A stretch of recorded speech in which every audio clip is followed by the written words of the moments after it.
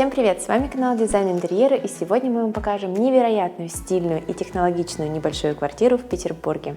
Это идеальная современная квартира для современной девушки с функциональной кухней, современными решениями и материалами, красивой спальней, приятной ванной комнатой и, конечно же, потрясающей гардеробной. Авторы проекта — интерьерная студия АИ. Давайте уже поскорее посмотрим.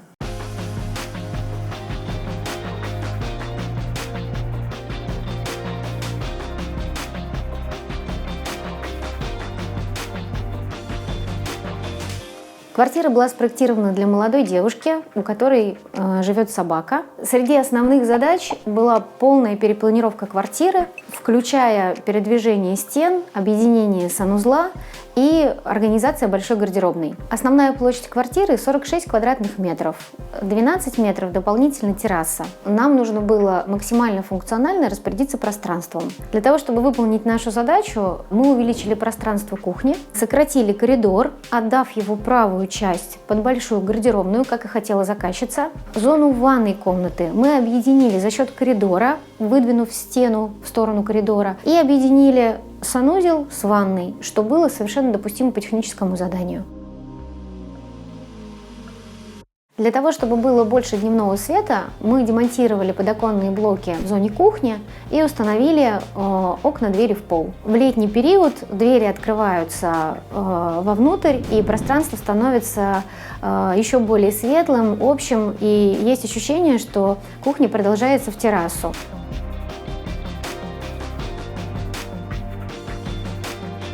Итак, более подробно о пространстве кухни. Благодаря тому, что нами была выстроена перегородка на 80 сантиметров, мы смогли утопить в этом пространстве достаточно серьезный фронт кухонной техники. Слева направо располагается сушильная и стиральная машины.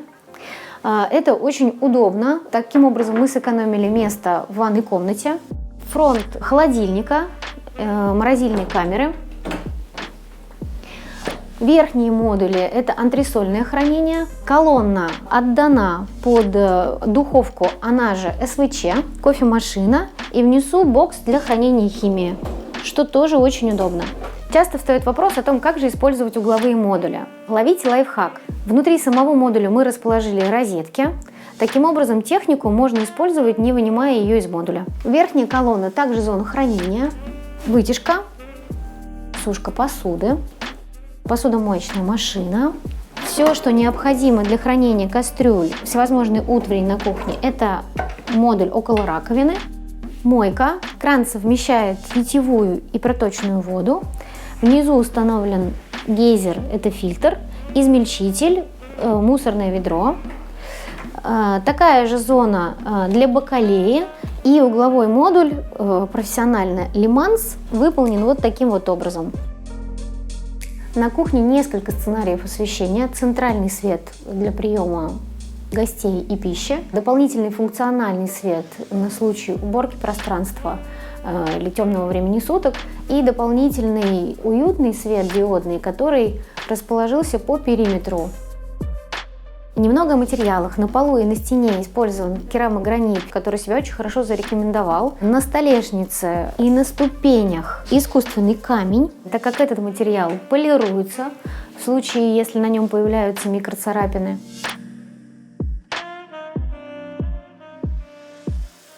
Для того, чтобы сохранить максимальное ощущение пространства и света, все зоны хранения в этой кухне мы разместили в левой ее части. И с правой стороны освободили пространство от верхних модулей, оставив необходимые модули для вытяжки и для посуды.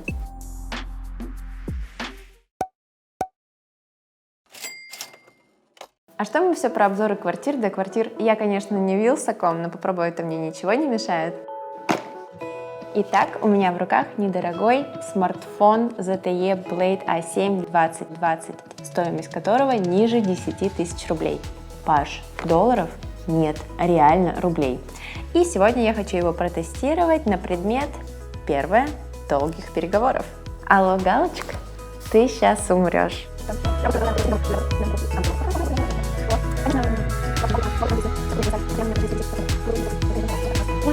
В общем, с зарядкой у него все в порядке. Второе. А как дела с селфи?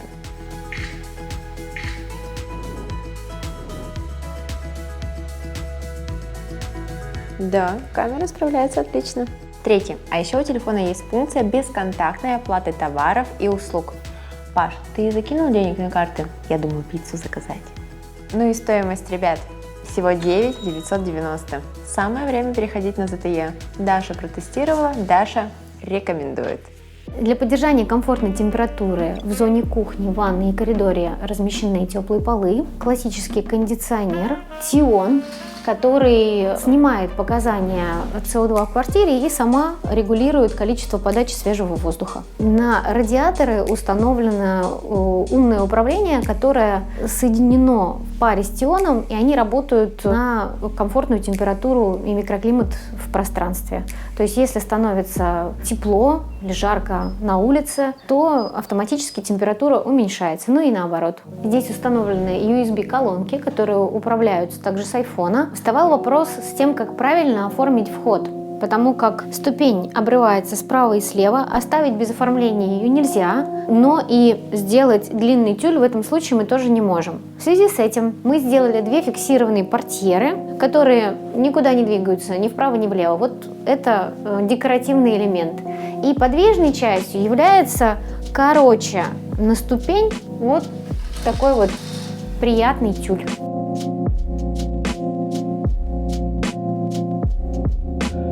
Пару слов о прихожей. Шкаф всего 40 сантиметров, но здесь здорово располагается хозблок и два функциональных отделения, где хранится одежда и обувь. Ванную мы выдвинули чуть-чуть вперед, рассчитав необходимое и достаточное пространство для того, чтобы здесь могло разойтись 2 человека, если кто-то приходит в гости.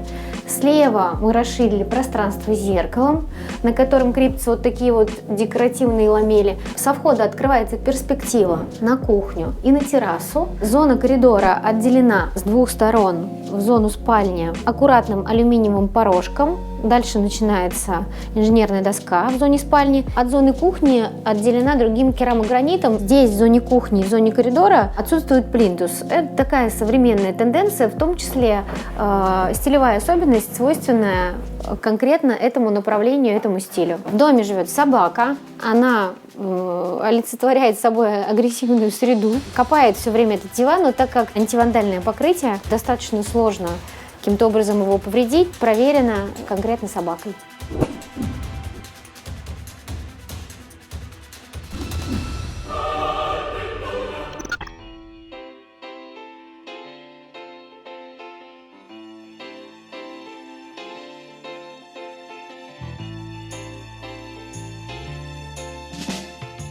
В квартире установлен видеодомофон. Заказчица попросила установить дополнительно несколько камер. Это усиливает чувство безопасности. Мы поставили электронный терморегулятор Devi, который легко управляется с телефона. Он автономно регулирует температуру полов в доме. Здесь же расположен диммер, который регулирует свет на кухне. В квартире использованы 2 двери-невидимки, это в гардеробную и в ванну. Итак, пойдемте в ванну. Ключевым пожеланием заказчицы было увеличение ванной. Мы ее объединили и отгородили зону ванной декоративной перегородкой, которая выполняет функцию «мой до дыра». Справа расположился унитаз, за ним достаточно серьезная большая коллекторная группа. Здесь расположены водные счетчики, фильтры. Наверху проточный водонагреватель, которого вполне хватает для того, чтобы использовать его в период, когда отключают горячую воду.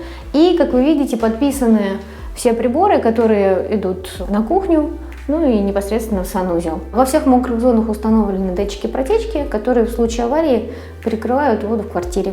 На счетчике воды установлены дополнительные устройства, которые в определенный день месяца отправляют вам на почту показания горячей и холодной воды. Это очень удобно. Декоративную перегородку мы облегчили за счет вот таких вот стеклянных вставок. Она также выполнена из искусственного камня, легка в уходе и не реагирует на воду. Внутри ванной расположен тропический душ, ручная лейка. И обращаю внимание, что вот здесь справа находится классический кран с вот такой вот выдвижной ручной лейкой для помывки собаки. Справа выполненный заказ шкаф, где вот это и вот эта зона – это корзины для грязного белья. Небольшой полотенцесушитель компании Zender, который сам улавливает температуру в ванной комнате и отключается при необходимости. Также у него есть ручной режим управления. Повесив полотенце после душа, можно выставить время необходимое, и он в течение этого времени будет сушить ваше полотенце. Так же, как и в кухне, установлена USB-колонка. Принимая душ, можно наслаждаться музыкой. Мы в зоне спальни. Сделайте кофе, я сейчас. Вся мебель, которую вы здесь видите, сделана на заказ. Зеркальная тумба, туалетный стол, комод для нательного белья, комод-тумба с правой стороны, тумба с левой стороны, но уже с выдвижными ящиками. И вот такой вот замечательный пуф, выполненный по лекалам и на основе аналогов итальянской мебели.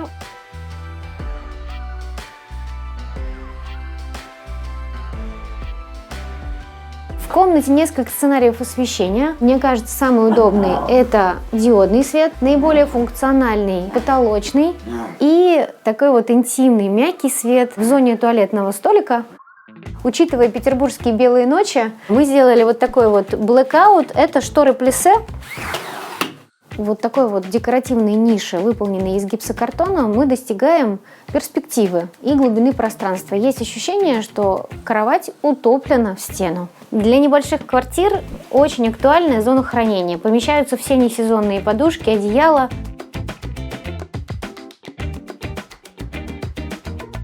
Непредсказуемые из спальни мы попадаем в пространство, которого, кажется, там нет. Ощущение, которое мы достигаем благодаря двери-невидимке, это ровная стена, но за ней расположена достаточно вместительная, почти 7-метровая гардеробная. Сейчас. Вот оно.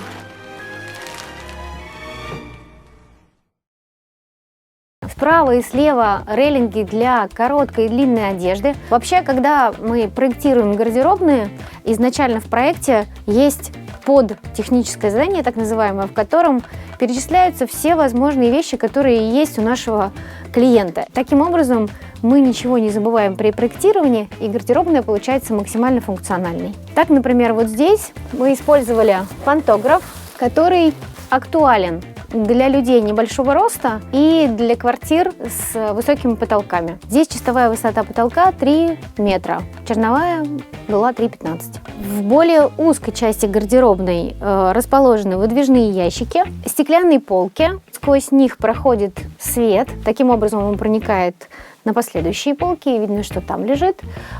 И мы использовали штанги, в которые уже вмонтирован диодный свет. Это такие комплектующие, которые продаются сразу готовыми. Верхняя зона – это все место для хранения чемоданов, сумок, всего того, что мы используем и достаем редко. В этой части обычно мы размещаем утюг. Вот в этой длинной части замечательно размещается конкретная гладильная доска, размеры которой мы знали заранее при проектировании вот этой вот ниши. Панорамное зеркало, которое дает ощущение перспективы и отражает свет, делая при этом пространство больше. Подводя итоги обзора этой небольшой квартиры, но очень уютной квартиры, хочется сказать, что она получилась очень вместительной.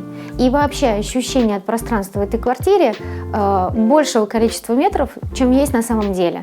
То есть удалось каждую функциональную зону выполнить таким образом, что пространство как будто бы увеличилось. В данном объекте вся мебель была выполнена на заказ. Материалы, текстуры и покрытия достаточно высокого качества. Учитывая эти факторы, стоимость получилась в среднем 100 тысяч рублей за квадратный метр. Но если вдруг вы хотите реализовать подобный интерьер, то вилка стоимости альтернативных материалов, она может составить от 50 до 70 тысяч рублей за квадратный метр. Уверена, вы получили удовольствие от просмотра этой приятной квартиры и взяли на заметку некоторые интересные решения. Кстати, не так давно на нашем канале вышло видео с Екатериной в новой рубрике «25 вопросов», где она ответила на наши вопросы, поделилась своим опытом и дала много ценных и полезных советов. Ссылку на видео оставлю в описании. А если вам хотелось бы получить консультацию по дизайн и интерьер от Екатерины, напишите об этом в комментариях. Она через неделю выберет наиболее интересный комментарий и проконсультирует вас. Не забывайте про лайки, чтобы сохранить данное видео в понравившихся. Подписывайтесь на канал и активируйте колокольчик, чтобы не пропустить наши новые видео. До новых встреч. Пока-пока.